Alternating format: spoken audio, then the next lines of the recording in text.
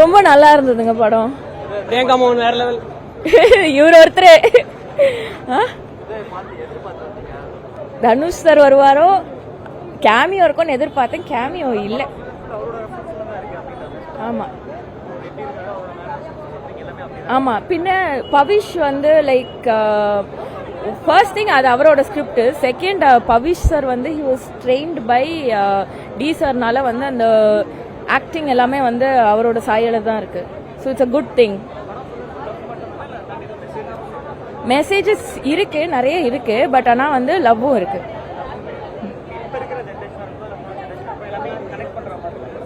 இது வந்து 90s இல்லை, 2020 இல்லை, அதுக்கு இன் பிட்வீன்ல இருக்கு. என்ன மாதிரி நான் மாட்டிக்கிட்டு முழிக்கிறேன்ல அந்த மாதிரி இருக்கு.